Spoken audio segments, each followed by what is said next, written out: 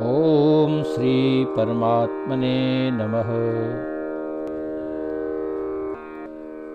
12वां अध्याय।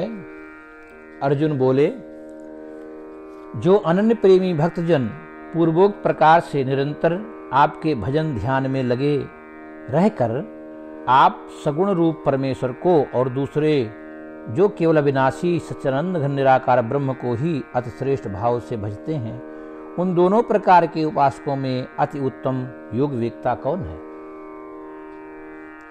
श्री भगवान बोले, मुझ में मन को एकाग्र करके निरंतर मेरे भजन ध्यान में लगे हुए जो भक्तजन अतिशय श्रेष्ठ श्रद्धा से युक्त होकर मुझ सगुण रूप परमेश्वर को भजते हैं, वे मुझको योगियों में अति उत्तम योगी मान्य हैं।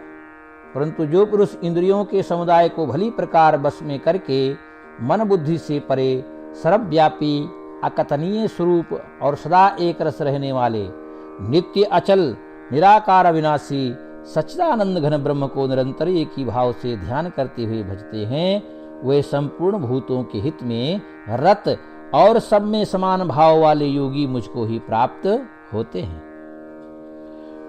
उन सच्चिदानंद घन निराकार ब्रह्म में आसक्त चित्त वाले पुरुष के साधन में परिश्रम विशेष है, क्योंकि देहाभिमानियों के द्वारा अव्यक्त विषयक गति दुख पूर्वक प्राप्त की जाती है।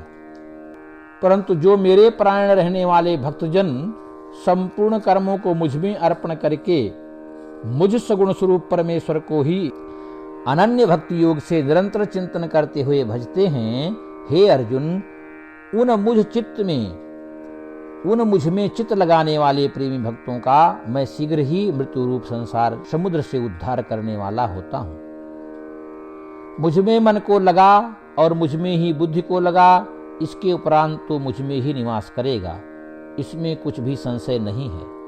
यदि तू मन को मुझ में अचल स्थापन करने के लिए समर्थ नहीं है, तो हे अर्जुन, अभ्यास रूप योग के द्वारा मुझको प्राप्त होने के लिए इच्छा कर। यदि तू उपर्युक्त अभ्यास में भी असमर्थ है, तो केवल मेरे लिए कर्म करने के ही परायण हो जा। इस प्रकार मेरे निमित्त कर्मों को करता हुआ भी मेरी प्राप्ति सिद्धि को ही प्राप्त होगा। इस प्रकार मेरे निमित्त कर्मों को करता हुआ भी मेरी प्राप्ति रूप सिद्धि को ही प्राप्त होगा। यदि मेरी प्राप्ति रूप योग के आश्रित होकर उपर्युक्त साधन को करने में भी तू असमर्थ है, तो मन बुद्धि आदि पर विजय प्राप्त करने वाला होकर सब कर्मों के फल का त्याग कर। मर्म को ना जानकर किए हुए अभ्यास से ज्ञान श्रेष्ठ है, ज्ञान से मुझ परमेश्वर के स्वरूप का ध्यान श्रेष्ठ है, और ध्यान से भी सब कर्मों के फल का त्याग श्रेष्ठ है, क्योंकि त्याग से तत्काल ही परम शांति होती है। जो पुरुष सब भूतों में द्वेष भाव से रहित, स्वार्थ रहित, सबका प्रेमी और हेतु रहित दयालु हैं, तथा ममता से रहित, अहंकार से रहित, सुख दुखों की प्राप्ति में सम और क्षमावान है, अर्थात अपराध करने वाले को भी अभय देने वाला है, तथा जो योगी निरंतर संतुष्ट है, मन इंद्रियों सहित शरीर को बस में किए हुए है और मुझ में दृढ़ निश्चय वाला है, वो मुझ में अर्पण किए हुए मन बुद्धि वाला मेरा भक्त मुझको प्रिय है। जिससे कोई भी जीव उद्वेग को प्राप्त नहीं होता और जो स्वयं भी किसी जीव को उद्वेग को प्राप्त नहीं होता, तथा जो हर्ष, आमर्ष, भय और उद्वेगादि से रहित है, वो भक्त मुझको प्रिय है।